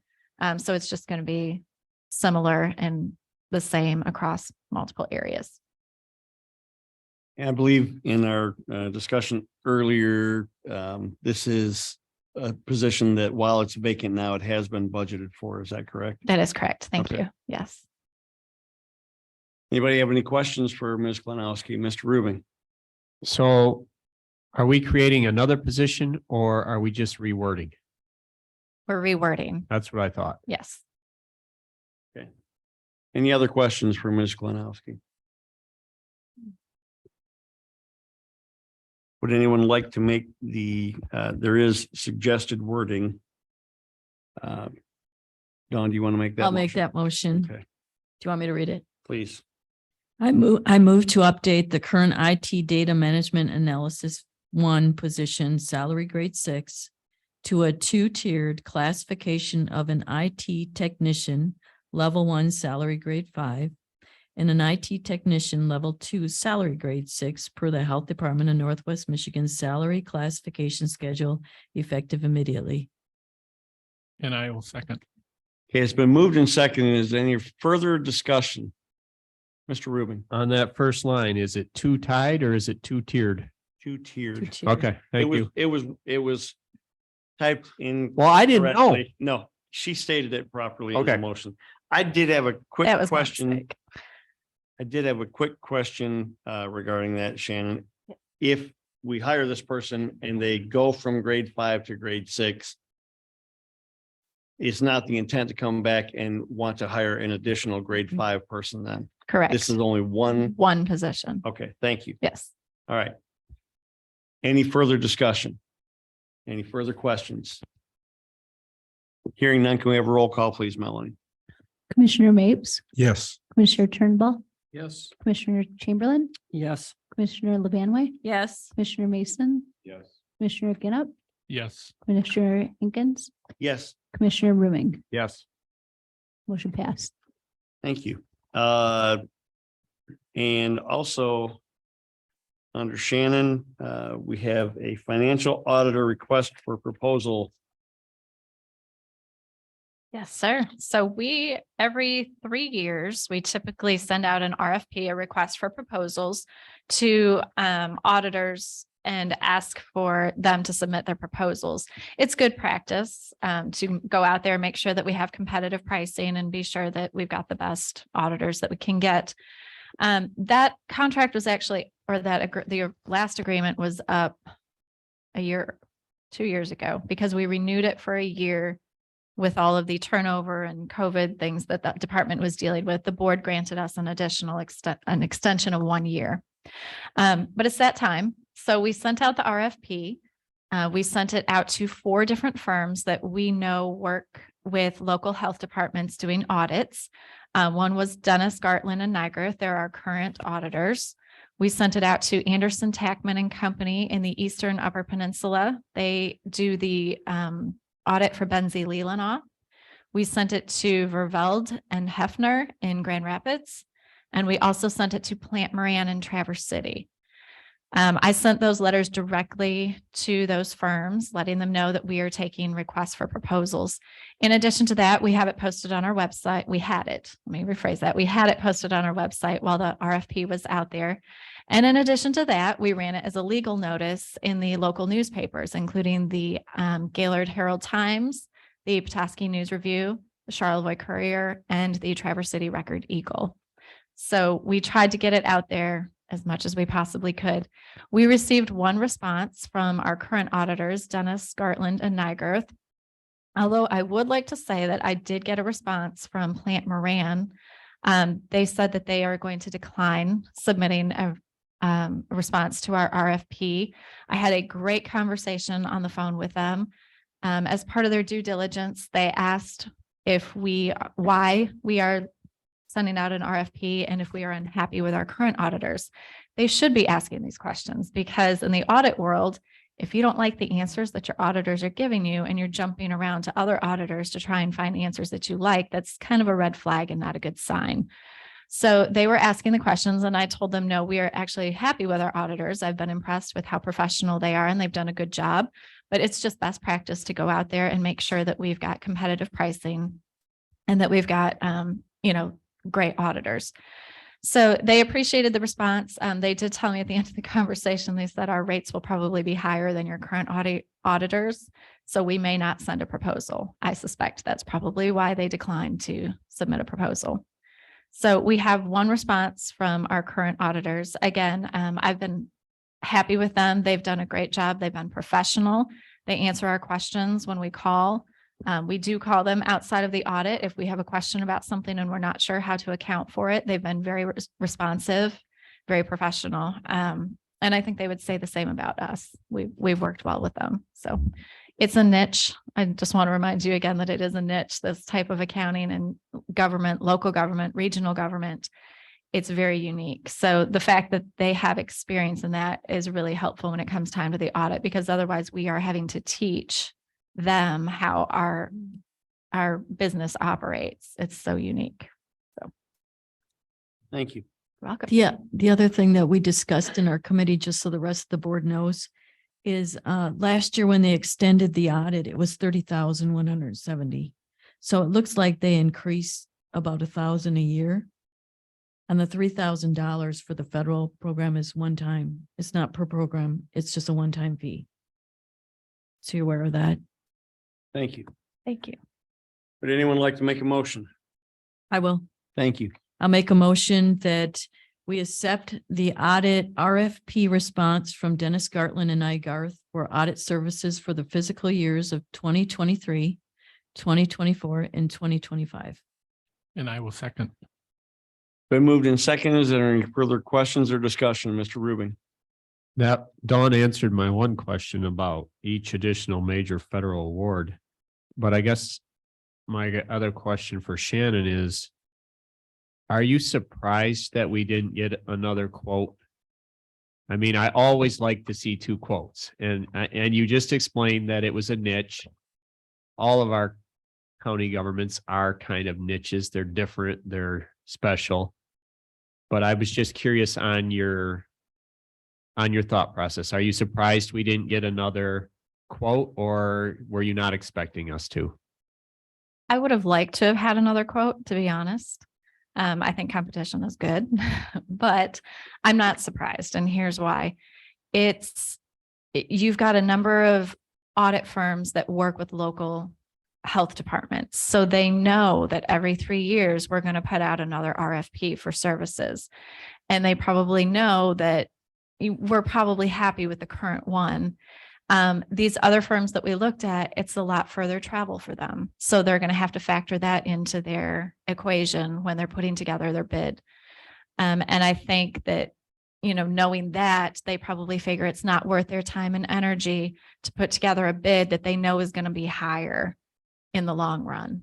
So I guess that's why. Now, if we were in Grand Rapids or the Detroit area, I would have expected multiple bids. But because we are a more rural area, and this is such a unique situation. And I think a lot of firms are pretty busy as it is. There's more and more requirements every year, accounting requirements that they're trying to fulfill and help their current clients take care of.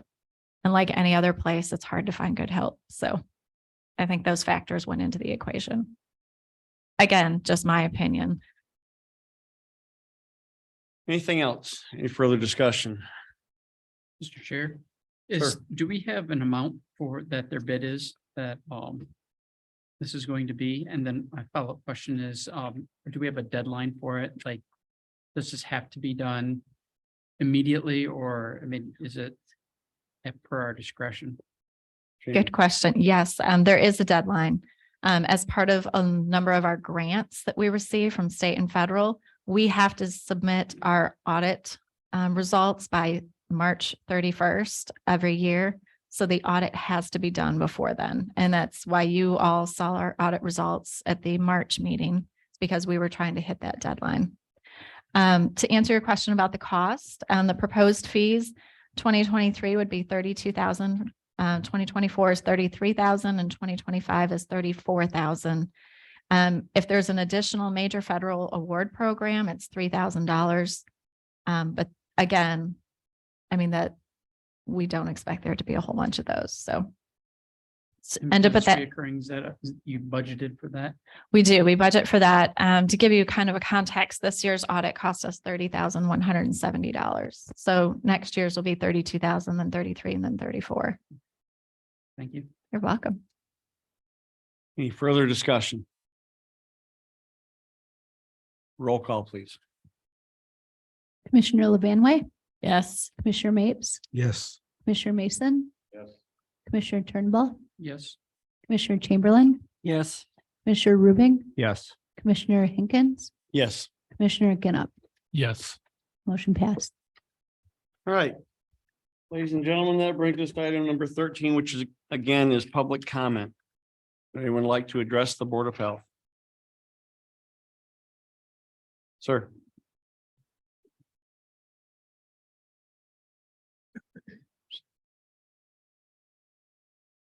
John Swartout, Emmett County.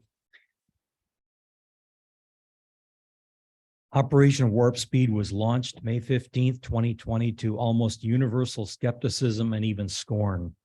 CNN headline, March 31st, 2020. COVID-19 vaccine in 18 months. Experts say that's risky.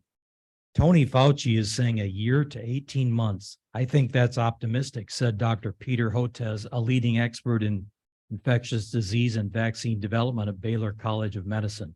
Maybe if all the stars align, but probably longer. Dr. Paul Offit, co-inventor of the successful rotavirus vaccine, put it more bluntly. When Dr. Fauci said 12 to 18 months, I thought that was ridiculously optimistic, he told CNN, and I'm sure he did too. The June 6, 2020 issue of the medical journal Lancet opined that on average, it takes 10 years to develop a vaccine. CNN headline September 1st, 2020, Past vaccine disasters show why rushing a coronavirus vaccine now would be colossally stupid. Back to the Hill article I mentioned earlier. On December 11th, 2020, the Food and Drug Administration approved for emergency use authorization a vaccine produced by Pfizer for the prevention of coronavirus disease in individuals 16 years of age and older. Approval of Moderna's vaccine followed 7 days later. The first Americans were vaccinated on December 15th, 2020, only 4 days after FDA approval of the Pfizer vaccine, unquote. 11 months after Fauci's announcement, when all the experts said it would take years to develop a safe and effective vaccine. Was this a miracle? Apparently so. A vaccine in 11 months. An mRNA vaccine delivered in a super-cooled liquid nanoparticle packet that programs cells to manufacture a toxic piece of the target virus to which the body then mounts an immune response, a technique studied for decades but never before approved for use in humans. It calls to mind what the British poet Samuel Taylor Coleridge called the willing suspension of disbelief for a time, which Wikipedia describes as the avoidance of critical thinking and logic in understanding something that is 30 seconds. unreal or impossible in reality, such as something in a work of speculative fiction, in order to believe it for the sake of enjoying its narrative. Is that how medical professionals are supposed to behave? See you in August. Would anyone else like to address the Board of Health? Hearing none, we will close public comment and I will take a motion to adjourn. So moved. Moved by Mr. Mapes, seconded by Ms. Levanway. All in favor, say aye. Aye. Aye. Thank you, folks. Have a good day.